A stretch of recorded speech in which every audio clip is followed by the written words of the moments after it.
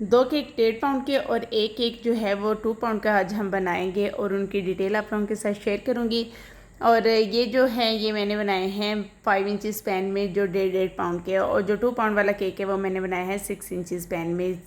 गर्मी इतनी ज़्यादा हुई पड़ी है, पंखा बंद करके वॉइस ओवर करना मुश्किल हुआ पड़ा है, और पंखा चलाते हैं तो पंखे की आवाज़ हमसे ज़्यादा रिकॉर्ड होती है, हमारी अपनी आवाज़ कम रिकॉर्ड होती है और पंखे की आवाज़ ज़्यादा रिकॉर्ड होती है। यहाँ पे मैंने जो है एक लेयर इसके ऊपर से स्मार्ट से कट की है, उससे हम बनाएंगे वो कैरेक्टर जो केक के ऊपर बना हुआ था, जो रेफरेंस पिक्चर में वो बनाऊंगी, और बाकी की जो थी उससे मैं फ्रोस्टिंग कर लूँगी। अच्छा, केक बनाते वक्त अगर कोई आपसे पूछ रहा है ना कि क्या प्राइस है, तो आप मुरब्बत में ना आएँ, आप एग्जैक्ट प्राइस बताएं।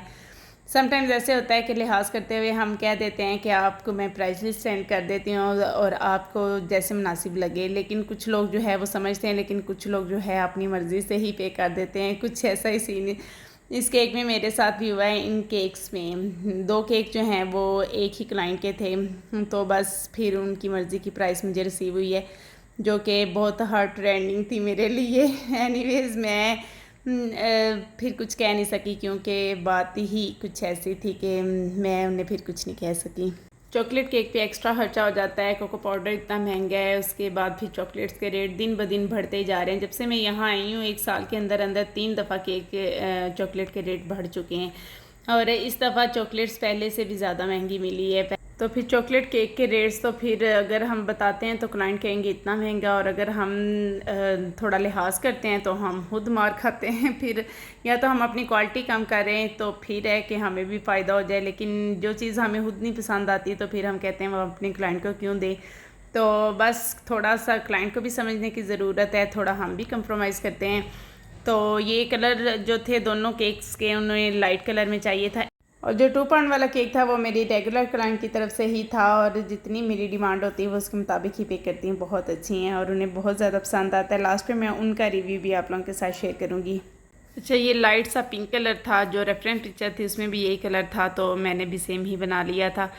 और पहले मैंने वाइट कलर बनाया और उसके बाद एक ड्रॉप मैंने पिंक कलर का ऐड किया, तो ये पिंक कलर बन गया था। अब इसके ऊपर जो कैरेक्टर बनाना था, पहले मैंने सोचा कि मैं थर्माकोल बॉल को ही कट करके बना लेती हूँ, लेकिन फिर वो मुझे थोड़ा अजीब लग रहा था केक के ऊपर वो बनाऊंगी, तो फिर मैंने कहा कि मैं केक से ही बनाने की कोशिश करती हूँ। तो यहाँ पे मैंने कटर से पहले कट कर लिए, उसके बाद फिर मैंने कहा चलो कुछ न्यू ट्राई करते हैं, और माशाल्लाह से बहुत अच्छा बन गया था। बस ये आपने ले लेना कार्ड जो होता है, एक्स्ट्रा पेज होता है, ये बुक शॉप से इजीली मिल जाता है। बस हल्का से इसे टच करना है साथ, और टर्न टेबल घुमाते जाएंगे तो बहुत नीटली वो बन जाएगा। गर्मी इतनी ज़्यादा थी कि एक विप क्रीम तो स्टे करने का नाम ही नहीं ले रही थी, तो मैंने फिर उसमें चॉकलेट गिनाश ऐड की, क्योंकि केक दूर जाने थे तो मुझे ये था कि सेट रहें, स्टेबल रहें। तो फिर अगर हम गिनाश ऐड करते हैं, जैसे ही हम फ्रिज में रखते हैं ना, तो क्रीम सेट हो जाती बहुत अच्छे से। तो बस इसी तरीके से हैंडल कर सकते हैं गर्मी के मौसम में हम क्रीम को। अनएक्सपेक्टेड जैसा रेफरेंस पिक्चर में था वैसे ही कैरेक्टर बन गया था। बस उसके ईयर्स जो थे वो थोड़े कम नीट हुए हैं, क्योंकि क्रीम बहुत सॉफ्ट थी, अगर मैं उसको नीट करने लगती तो वो साथ से ही हट जाते हैं, वो साथ में नहीं रहते। तो बस मैंने फिर उसी तरीके से रहने दिए, और वो भी ठीक लग रहे थे, बुरे नहीं लग रहे थे। दोनों केक बहुत क्यूट बने थे, क्लाइंट को बहुत ज़्यादा पसंद आए थे। देखते ही उन्होंने मुझे फ़ौरन से रिप्लाई किया कि केक बहुत अच्छे बने हुए हैं। तो यहाँ पे हम दूसरे केक की तरफ आ जाते हैं। इसमें हल्का सा ब्लू का टच देना था, तो बस इस तरीके से मैंने थोड़ी सी 1 चम्मच क्रीम के अंदर ब्लू कलर ऐड करके, तो इस तरह से उसे मैंने पैटर्न दे दिया था। फ्लावर नोज़ल से थोड़े से फ्लावर्स इसके ऊपर लगाने थे और ऊपर कैंडल एडजस्ट करनी थी। तो ये केक भी हमारा बहुत ही क्यूट सा और बहुत ही यूनिक सा प्यारा सा रेडी हो गया था।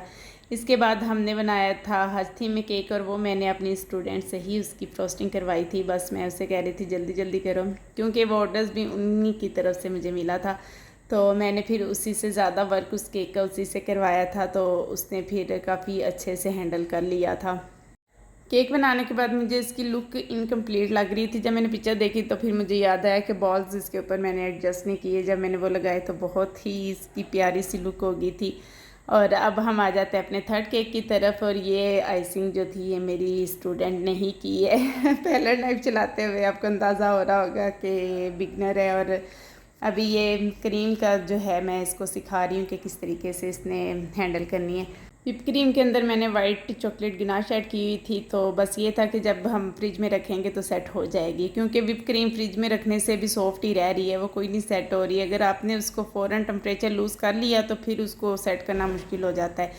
तो बस वो अगर व्हिप क्रीम केक मैं बना भी रही हूँ ना, तो मैं फ़ौरन से उसको अप्लाई करने के बाद उसे फ्रिज में रख देती हूँ। अगर वो बाही लूज़ होगी ये क्रीम तो फिर वो फ्रिज में ही भी लूज़ ही रहती है।